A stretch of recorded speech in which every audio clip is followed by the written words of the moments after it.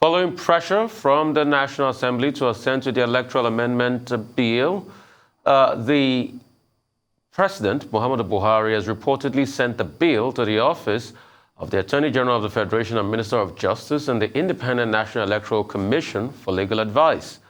This comes days after the Senate passed a bill allowing the statutory delegates to vote in a primary election or convention of political parties. While the Electoral Act Amendment Bill is still on the table of the Office of the Attorney General of the Federation and the Minister of Justice, the People's Democratic Party has begun its primaries for various elective positions in the 2023 general elections across the country. In the capital, Abuja, the exercise was peaceful and monitored by the Independent National Electoral Commission. And in the Delta State, Marilyn Okowa Daramola, daughter of the incumbent governor Ifeanyi Okowa, was returned unopposed to represent Ikan Northeast State constituency, while Orode Odwan, the daughter of the predecessor, Dr. Emmanuel Eweta Odwan, failed to clinch the primary election for Warri North State constituency. Because of the importance INEC attached to internal party democracies, I'm here as a rep with my staff to ensure that we monitor what has happened here. I have to say this, for anybody who has witnessed this activity, he will know that there is a proper, adherence to internal democracy. There was complete law and order, and the system was very systematic.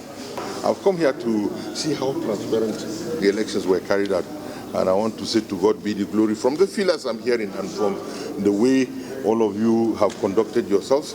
Let me congratulate the winner of this election, to tell him that to whom much is given, much is expected, and for him to continue to do all those good things that will promote the peace and unity, prosperity of not only the Federal Republic of Nigeria, but the people and the entirety of the people of the FCT. I'm grateful to God, and I'm grateful to everybody that is here, particularly those that participated for this particular election.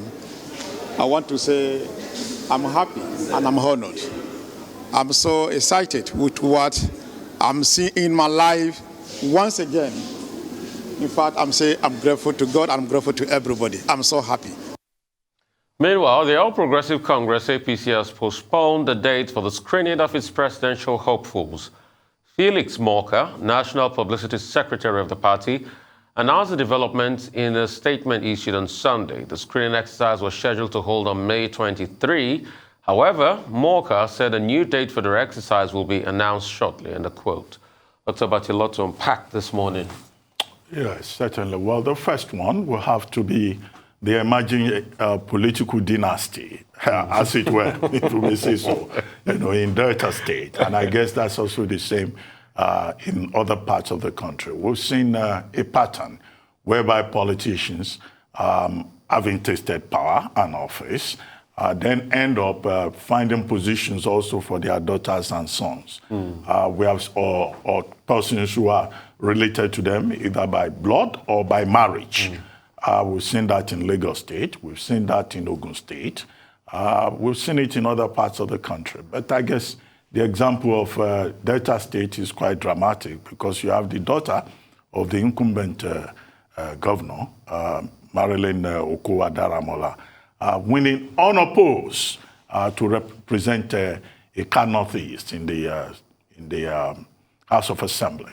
You have the daughter of former Governor James Ibori also making an effort, although in our own case we understand that there was a tie.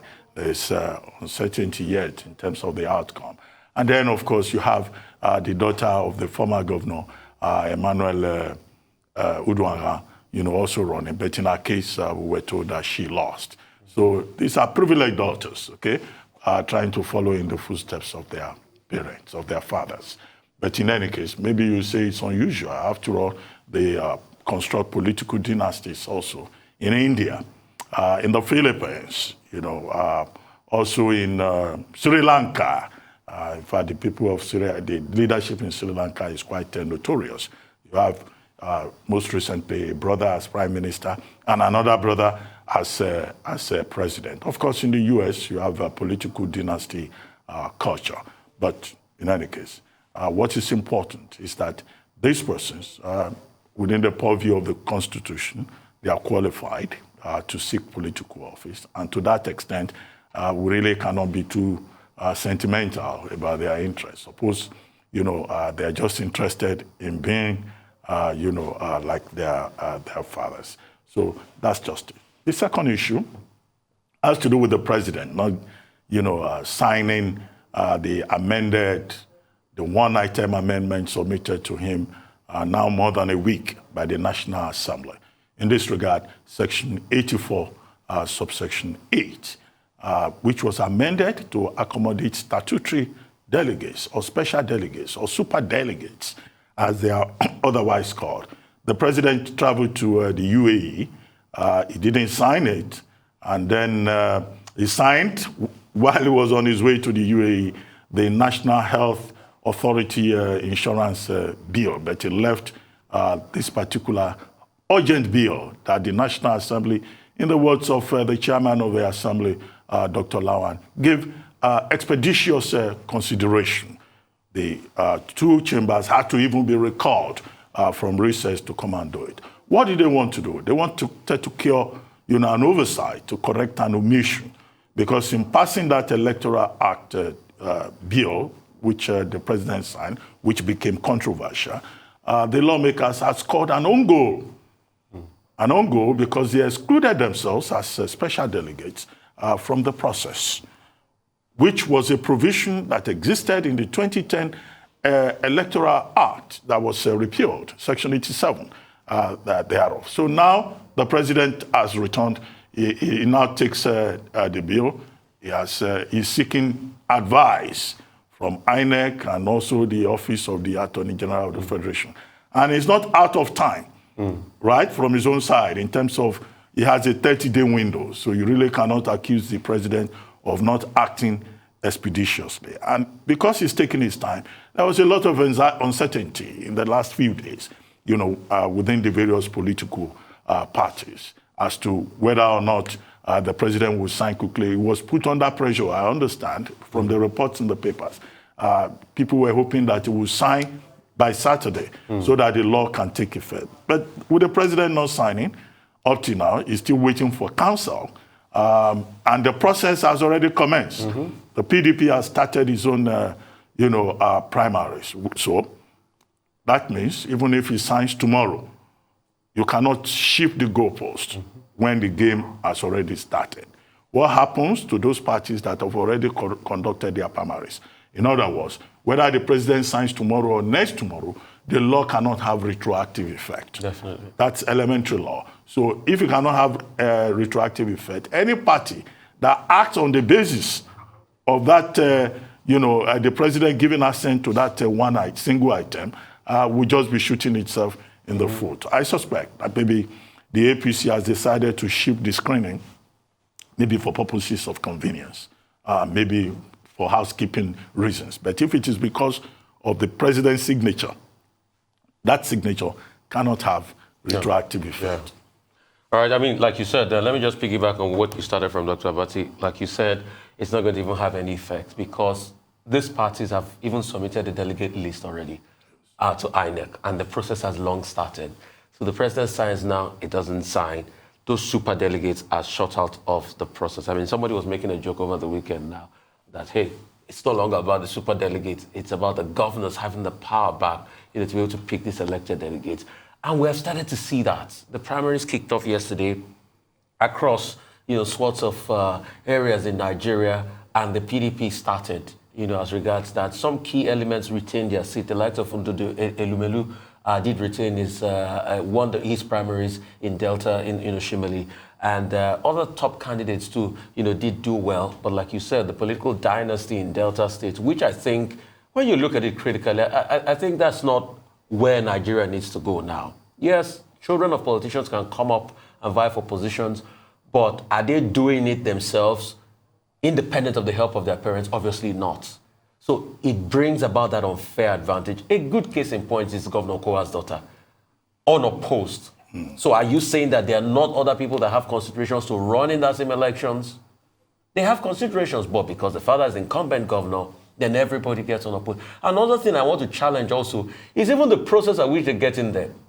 Because I remember a couple of them started with charity programs. I remember one of them was doing a Project 900, giving girls things and things like that, providing them small businesses and the likes. And the question a lot of people are asking in Delta is, whose money were they using it to do it? Wasn't it the state funds, to be able to prime them?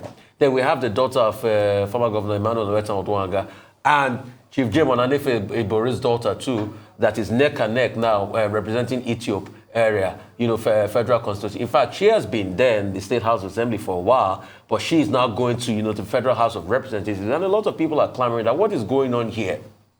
People need to earn these positions. People need to go out there. And you were talking about India and the likes. The Nehru dynasty, a lot of people still complained about it. But even the Nehru dynasty had to prove itself, because the Nehru dynasty that brought about Sonia Gandhi, Rahul Gandhi, that finally became a leader at a point, both of them that passed, and the Gandhis that are still there, because one of Jawaharlal Nehru's daughter did marry a Gandhi. A lot of people are complaining that must it be about this? We all see what's happening in Sri Lanka with the Fonseca brothers.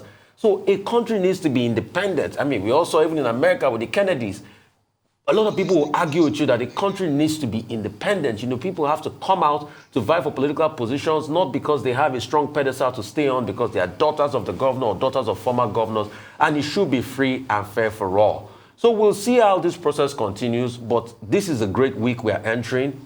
A lot of presidential primaries will be done maybe at the end of the week.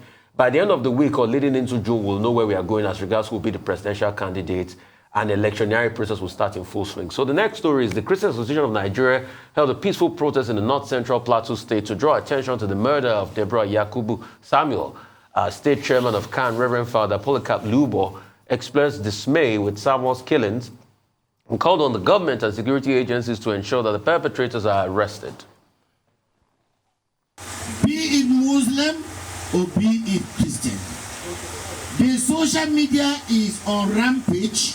Everybody now clearly will be calling for their followers to kill because of blasphemy. People are making utterances, statements that are uncalled for in this country.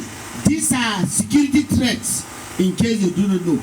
Those same people were calling on the government to call these people to book, because they are also perpetrators of such evil. Because these innocent people do not know, they don't take action until they are asked to do. The Malam says this or the Reverend says this.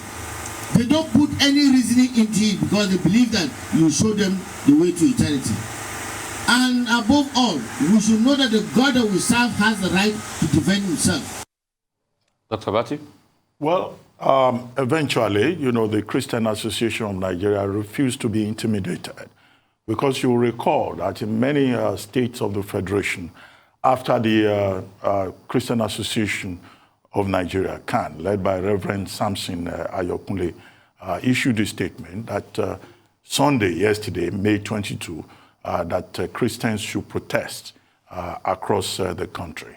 In Kaduna, there was an express instruction that the protest will not be allowed. Same thing in Sokoto, in Benue, in Plateau.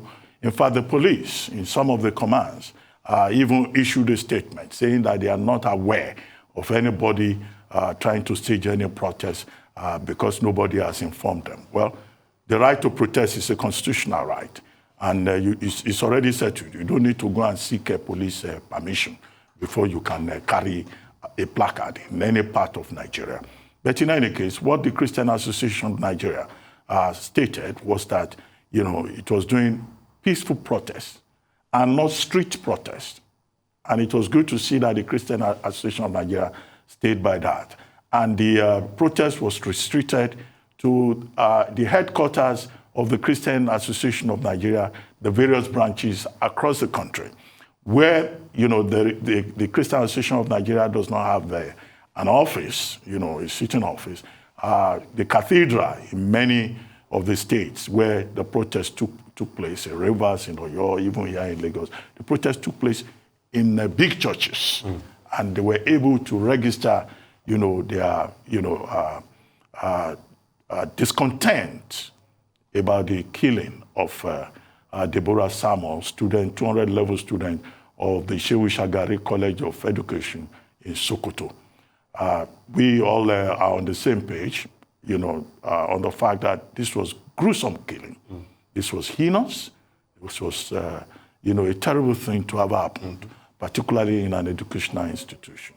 Over the weekend, there was revelation on the part of the governor of Sokoto State that, in fact, officials of the Department of State Security arrived early enough to rescue the lady, but that they were overwhelmed by the mob. And this mob action has now led to the death of an innocent, young lady whose parents are even saying they don't want any of their children to go to school anywhere, because they don't understand this thing called the blasphemy, on the basis of which their daughter was killed. So you have mob action. And then on top of all of this is the demand, the outcry that the persons involved should be made to face the full wrath of the law.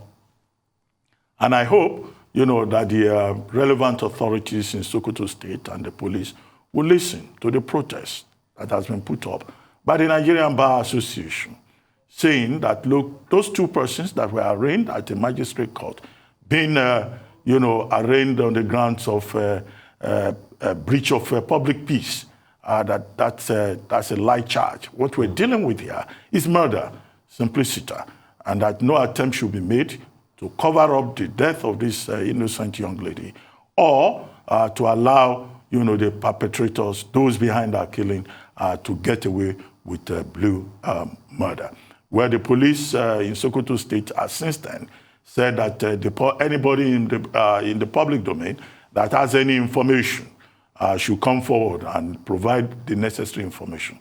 And we said on this program last week that there's very concrete video evidence. Yes.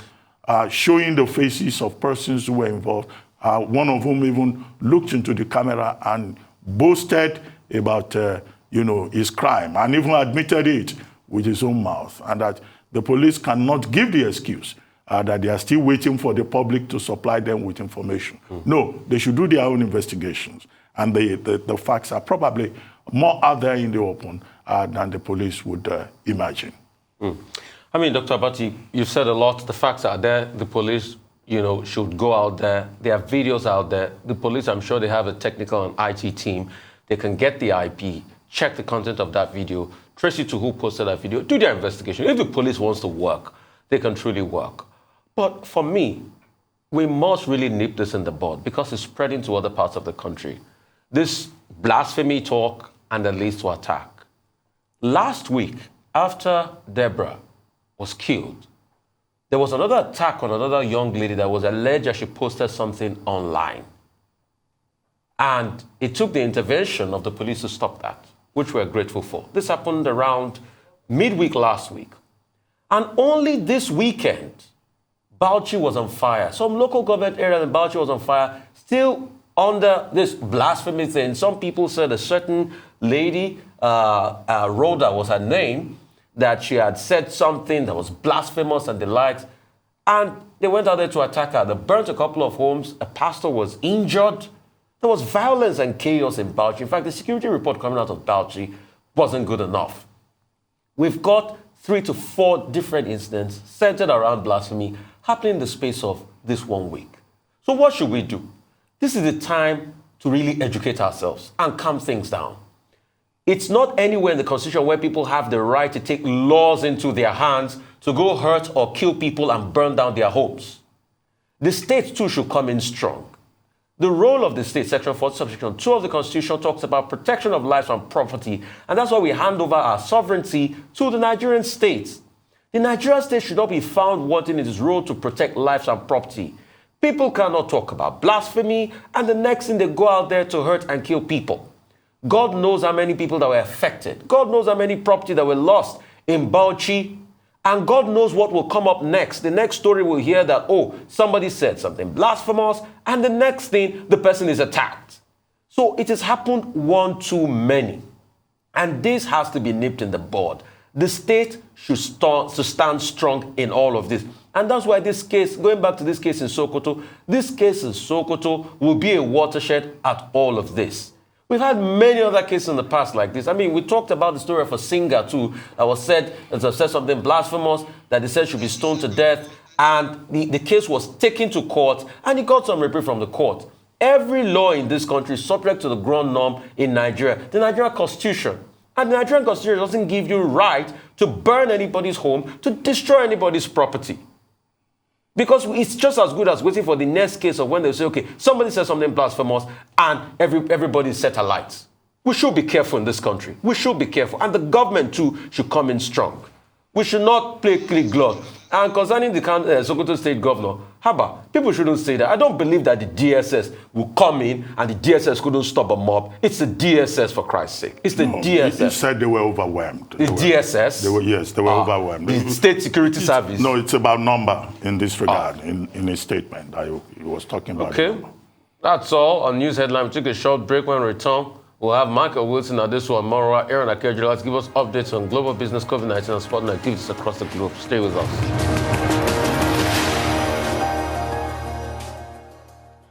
All right, welcome back to the morning show right here on the Rise News channel. For Global Business Update, Michael Wilson joins us now from London. Great to have you, Michael. Good morning. Morning. Let's have a look at the Monday morning as far as Asia Pacific's concerned. Really, the normal kind of thing. Global concerns continue to plague investors. In Japan, the Nikkei up about 0.7%. Australia's S&P ASX struggled for direction, just more or less flatlining. Greater China up very well, up and down, basically. I was going to say it was up. It's now dropped down. Hong Kong, Hang Seng falling 1.8%. China's state-backed blockchain company is set to launch its first major project today. It's called the Blockchain-Based Service Network, BSN, and it builds itself as a non-stop shop for blockchain. Blockchain came to prominence with Bitcoin to start with, but it's moved on since then. It refers to a system of shared ledgers, basically, where you can actually see what's happening in terms of activity. It could be made public or it could be made private. You can actually see how people are actually conducting themselves as far as transactions are concerned. Bitcoin is an example of how blockchain actually works. Let's move our attention to Australia. A new PM there, Anthony Albanese, there he is, sworn in ahead of the Quad meeting today. I'll come on to that in a second. He's a Labour leader, 31st Prime Minister of Australia, returned to power after, or at least Labour has been returned to power after 9 years with unprecedented support from the Greens and also female-based parties as well. He was sworn in as the Director General just in time to go to the so-called Quad meeting, which is an informal group, Australia, United States, Japan, which has been promoted to kind of be a sort of bulwark, really, against China and its increasing military activity in Indochina. As far as the US is concerned, stock futures rising a little. You'll remember on Friday, but the whole thing falling for, this relentless sell-off, basically, an 8-week fall. Friday's regular trading closed, S&P 500 closed slightly higher. The Dow added 8.77 points after sinking a great deal, so it's slightly up this morning. Meanwhile, US President Joe Biden, in preparation for that Quad meeting, is in fact in Japan as we speak at the moment, talking to development there and all the rest of it. Now, the question, of course, is this in US benefit or in Japan's benefit? Japan still being the third largest economy in the world, when I last counted, at least anyway. A lot of comments over the weekend here about McDonald's and internationally about McDonald's pulling out of Russia. The exit, basically, of what I suppose the United States would call soft power. The moved away. We noted this on Friday and so on. 62,000 employees in Russia will now be going into something which is going to be rebranded. here it is then, the bun fight that didn't happen in January without the snow. This is Davos, the World Economic Forum. There, everybody's been tested and it's all the usual kind of things. The attendees do not include anybody from the Russian government, officials, or indeed corporate Russia either. After the invasion of Ukraine, the debate will really be about globalization. What they've already said is that after 3 decades, globalization is ending. I don't necessarily think that's true. If you look at COP26 and the resolutions made out of that, they were about globalization, and so was the vaccine treatment. But again, it's open for discussion. These are what these people are actually going to do. The IMF, through her name is Kristalina Georgieva, and she's saying that the world is facing a crisis and an importance which has actually not happened since the end of World War II. Ukraine has stepped into itself by announcing a 1 trillion reconstruction support finance, but that's infrastructure, and that's coming from frozen Russian assets. The EU states have braced themselves for extra cash demands from Brussels for all the kind of reasons. They're looking at 100 million refugees, possibly, food shortages, rising inflation, now 7.4% in the Eurozone. I put that down to weaker US yields and also hard landing fields in the US rather than the euro actually strengthening within itself. However, Ukraine-related risks are still something which they will need to be talking about. As far as the UK is concerned, the cost of living, 2-year families paying £400 a month more because of the cost of living crisis in the UK. The debt, the pandemic overhang, or rather the debt overhang from the pandemic, is still pretty vital in this country. The boss of one of the UK's top energy companies, E.ON UK, has warned that by the end of the year, 40% of its consumers will be in what they call fuel poverty.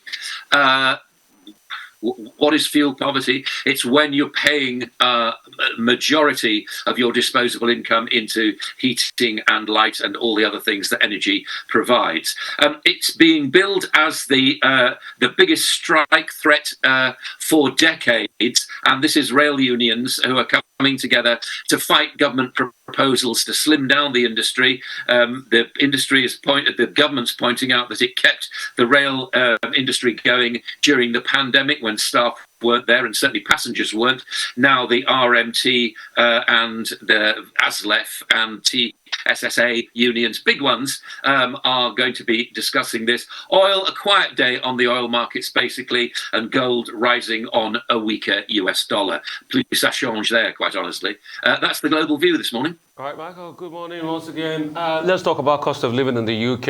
I think it was Michael Lewis, the boss of E.ON, that was speaking yesterday, and he said some very staggering things, I should say. The fact that cost of energy is going to go up again in October, people should brace up for that. The cumulative cost now, some analysts are saying, could be about 2,600 to 2,800. In fact, some are saying £3,000, for a mid-sized family for their energy bills for a year. How about that? The UK is shutting down as regards its energy costs. What is Boris doing about this? I'm sure I've banged on about this question over and over again, but I don't know what will happen. Number 2 will be, isn't it the end of globalization already? Because globalization is supposed to make us feel that we don't have borders, that food, that, and as in the case of UK, under Euro, for instance, when they were still part of the EU, onion will come in from Eindhoven in Holland, and we won't even know that onion came in from Eindhoven, and we'll buy it, and we think, oh, we got it from Yorkshire. But look at globalization at its finest, isn't it? Russia is fighting Ukraine. Now we know wheat is Russian. Ukraine is Russian. I mean, sunflower oil is Russian. So aren't we just a bunch of still very nationalistic producers, and we lie to ourselves with this big blanket of globalization? Isn't it time for us to get real? There's nothing called globalization. I disagree with you. I think there is something called globalisation, and it certainly showed itself as far as the vaccine situation was concerned, where a number of countries actually got together and shared vaccines. I feel as though also there still is globalisation, particularly amongst NATO countries. But we didn't get the vaccines in Africa, Michael. Sorry? You said a couple of countries got together to share vaccines, and that was globalization. I'm like, but they left Africa behind because we're not part of the world, isn't it? I disagree with that. I feel as though there was a lot of cooperation. It depends on cooperation from governments as well as just people actually dishing out the vaccine. I get where everybody's coming from. I get the fact that India stopped food exports, and I get that that Sri Lanka's in a lot of problems as well on its own. And there are other countries as well which are stopping food exports because they're worried about their Indonesia has done it as well, which they're worried about their domestic supply. I think these are temporary things, and I think they're done to appease local electorates. I still feel you're going to get that. I don't necessarily feel that it's the end of globalization yet. Maybe Davos will tell us something else. But I would say about Davos, name me one thing that's actually happened as a result of these 28 years of talk. What's actually happened? I suspect not a lot. Is it a glorified bun fight without the snow this year? Yes, I think it is. As far as the cost of living is concerned, there are no magic answers to this. I think though what's happening is that, as I said last week, I think there's a shift in terms of what politicians actually feel that the electorate actually thinks, and I think they'll be guided by that. So I feel more and more, if there is going to be any movement, it'll come from psephologists and people like that, looking at what the voters are actually thinking and saying to their client politicians, I think it's about time you did something. But at the moment, nobody's jumping to go one way or the other. I heard it put very nicely over the weekend. You can either have a sticking plaster or you can have surgery, the one being short-term or pain relief. The pain relief happens right now. The surgery happens and it's slightly more long-term. I think we're looking at long-term, not defending what politicians are doing. I just feel that's the process right now. Well, Michael Lewis is saying that the Prime Minister should step in and help people pay their energy bills. But it looks like the Prime Minister, Boris Johnson, is very busy with the Sugre report and the Partygate scandal. Well, that's just as an aside. But are you not, concerned that, look, the big issue in the Australian election that brought Albanese to power was climate change? He campaigned on the platform of climate change, on wage increases, and also gender equality. Climate change was, however, the dominant issue, maybe perhaps because of the Australian fires and the former Prime Minister Scott Morrison choosing to go on holiday at that time. But I wanted to talk about Russia. Russia last week cut electricity supplies to Finland. This week, on Saturday, just 2 days ago, Russia also decided to stop gas supplies to Finland. Finland says, well, electricity is not a problem. We'll increase production at home. We'll buy, more electricity from Sweden. And that even gas, well, there will be no disruption because they seem to have enough supply to keep the distribution network going. But isn't this really about Finland signaling its intention to join NATO? And how far can Russia go against Finland and also Sweden that has indicated interest? All this, politics about gas supply, electricity supply, is this a dress rehearsal for another aggression coming from the Russian side since it shares a border over 1,130 kilometers with Finland? And then finally, the World Economic Forum, without snow, 2 years after the forum was suspended.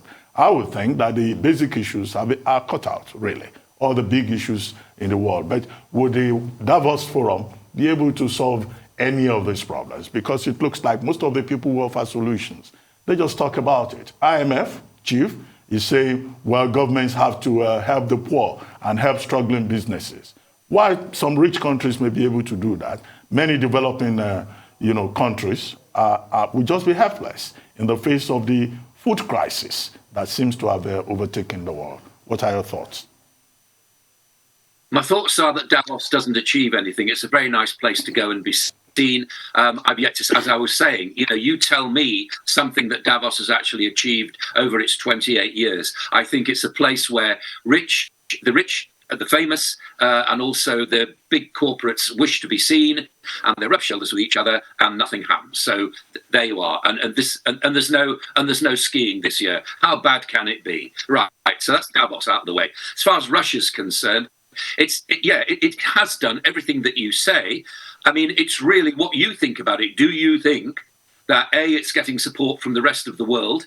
That's an open question. Some people are saying absolutely nothing about it. Or is it reversing itself into a sort of pariah state as a result of what it's done? And and what it's done with Finland is to open up an 800-mile NATO border. I mean, why would they do that? Who on earth is advising Putin to act against the Russian state? We know what the Russian media is saying right now. The Russian media is playing its normal role of blaming the rest of the world for Russian woes. If you think that's right, then up to you. I don't think it is. I see it as an unprovoked attack on a part of itself, which was part of another country, which is a sovereign country, which has said, the Russians have said, this is in fact part of Russia. I don't really understand. So any kind of calculations about energy, about supply, and about demand really go out of the window. I don't think there's a sensible debate to be had about Russia at the moment. I just don't see it. All right. Well, thank you very much. Thank you so much, Michael. For updates on COVID-19 pandemic, Adesua Queen Morwa is here with us. Hi, Adesua. How are you? Good morning, Rufai. Great morning. to be here. Good to see you again. Abati. Good morning. Great. Welcome back. Well, thank you so much. It's great to be back. It's great to be back. And unfortunately, this is not the news I thought I'll be bringing you this morning. The COVID-19 pandemic is not over. And that's not just me saying that. The WHO is also saying that. But first, let's look at the dashboard of where we are. We're still relying on the Johns Hopkins University tally, which shows at the moment that there are about 525 million infections so far. And over 11.4 billion vaccine doses have now been administered across the world. But remember, when you look at the global deaths, the WHO has revised what you're seeing on the Johns Hopkins University tally. It's not 6 million. It's no longer 6 million. However, the Johns Hopkins University seems to be sticking with this number. The WHO says in excess deaths since the pandemic started, there are about 14.9 million. About 15 million people have died from this virus. So there we have the picture of where we are so far. Again, like I said, the WHO has said this is not over. Dr. Tedros Ghebreyesus, who is the boss of the WHO, was speaking yesterday in Geneva at the opening of the World Health Assembly, the first time they are meeting in person since 2019. He said despite a decline in reported cases from around the world, there are signs that the virus is actually increasing in about 70 countries in all of the regions. When it comes to death, he says the death rate is rising in Africa in particular, where you have the least vaccinated people against this virus. So this is something we should look at. Again, he says this is not the news he hoped to be telling the 194 member countries, but that's the reality according to the WHO. Here in Nigeria, what do we have at the moment? Almost 256,000 infections since we recorded the index case. Officially, because again, the problem seems to be testing and sequencing of this virus, like WHO is saying. So officially reported infections in Nigeria, almost 256,000. The death rate has remained stable in the country. There hasn't been any fatality recorded from COVID-19 in a long while in Nigeria. At the moment, we have 3,143 casualties, but that's a number. Those are people we're talking about, families losing loved ones.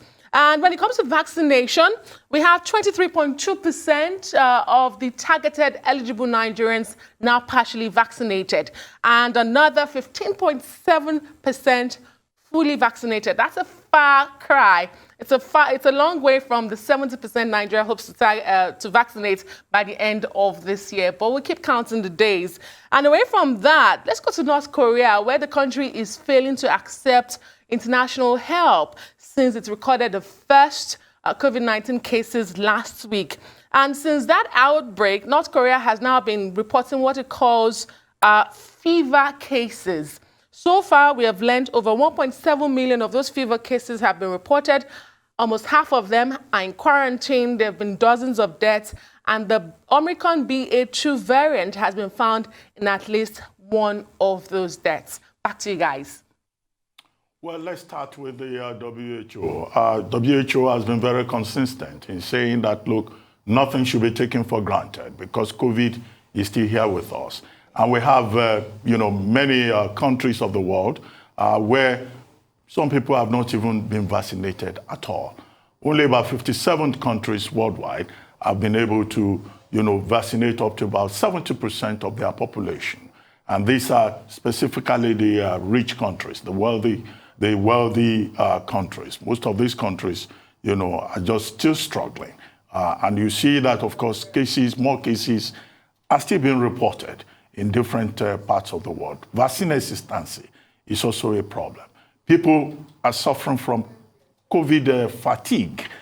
Tests and sequencing, have been abandoned or relaxed in many parts of the world. And as more countries open up for business and economic reasons, then of course the fear by the WHO, the concern by the WHO is perfectly in order. Now, the WHO chief, of course, was speaking at the annual general meeting of the WHO, at which he is expected to get a second term. We hope that he gets it. Many have criticized him, including his own people back home here in Africa. But in terms of performance, he has provided necessary leadership in a commendable manner, and we hope he gets that second term. Now, as for North Korea, well, that's to be expected. North Korea runs a very closed society, and it operates on a strange philosophy of self-reliance, which they call juche. And the whole idea is that we don't need the rest of the world. We are self-reliant, we can survive on our own. And hence you see that because it's a closed society, it has refused to give reports to the WHO, so nobody knows exactly what is going on there. The only indication is that maybe there have been about 65 deaths. But the fear is that because it shares a long stretch of its border with China, that the estimate may be over 200,000 cases per day. But North Korea is not talking to anybody. The US has offered to help. South Korea has also offered to help, but apparently, you don't expect North Korea to seek help from those it considers its enemies. And the fear, of course, apart from geopolitics, is also about secrecy, about information, so that is that about that. But the other issue I thought, you were going to mention is the fact that in the US, both the FDA and the Center for Disease Control has now approved booster shots for children between the ages of 5 to 11. But the concern is whether parents will allow their children to take booster shots, because it's observed that, look, after a few months, about 5 months, the efficacy of the immunization, of the vaccination tends to go down, even with children from ages 5 to 11. And then last week, the US passed the 1 million mark in terms of infections. Well, it's nothing to celebrate. COVID deaths. Yes, COVID deaths rather. Yeah, it's nothing to celebrate because it's a somber, disclosure, realization. It's just to note it, that in one country alone, over 1 million people have died as a result of COVID-19. And that's a very grim reminder, owing to the fact that before the vaccines came in, the US had topped over 600,000 people. And since the vaccines came in, another 492,000 people thereabout have died. And the numbers keep increasing around the world. And that's why when people talk about globalization, I tell them they are lying to their faces because, hey, not every nation has gotten the vaccine. Africa has been left behind. The only rich nations took care of themselves. America held Operation Warp Speed. Britain got its own deal. In fact, at a point, let's not forget that Britain was fighting with the EU as regards the supply of some vaccines, AstraZeneca and the likes. They got the vaccines. Once they vaccinated their population, well over 60%, it's all over. And they moved on like nothing happened. The fear now coming out of places like North Korea is the fact that America and South Korea have not heard anything as regards reaching out for help. And North Korea is really ravaged by COVID-19. North Korea is a country where people do surgeries without anesthesia. It's that bad. The healthcare system is as good as zero in North Korea. The best healthcare system in the world were ravaged by COVID-19. The French healthcare system was overwhelmed, which is said to be, I think, the national health insurance in France. That was supposed to be the second or the first in the world. And UK, NHS, and the likes were ravaged. How much more North Korea, where they can't even afford anesthesia. They can't afford to send you to sleep before they do a surgery for you. Now facing Omicron, which is really, a very fast spreader. So it's quite sad. But amidst all of this, like we said before, diseases will constantly come. But have we built a global solidarity? No. What we've built is a global division. And you can see the narrative coming out now as regards monkeypox virus. The West is beginning to tag Africa. They're beginning to tag Nigeria. And that's why I was asking a question the other day. Hope the UK will not come with this very political ban against Nigeria for monkeypox. Let's start saying it now so that they know we are speaking the truth to them. Because now the trail they are saying is that for somebody that traveled at some point to Nigeria that brought it to the UK, they've seen it in Spain, they've seen it in other parts, they're still looking at it. The UK government is already giving advisory and reviewing. There was a case of somebody in intensive care because of monkeypox. Hope the politicking will not start on monkeypox again at Adesua, because I feel it's going to start. We just pray there's no outbreak. If it extends beyond that, then these people that claim to be globalists will remind us that we're Africans and they are the West. Well, there are more cases of monkeypox than we have in Africa at the moment. The Africa CDC was reporting that cases have been reported in Cameroon, Nigeria, and the DRC. But if you look at the countries in Europe, from Portugal to Germany to Spain to US to UK, it's a much longer list. But of course, there's also the politics of pathology. So already nobody should be surprised that they are blaming Africa. But what the head of the Africa CDC is calling for is collaboration, the sharing of information, so that, scientists can work together, to determine the actual source and what needs to be done going forward. Yeah, I think that's what is more important. Thank you very much, Adesua. Thank you very much. We'll see you again tomorrow.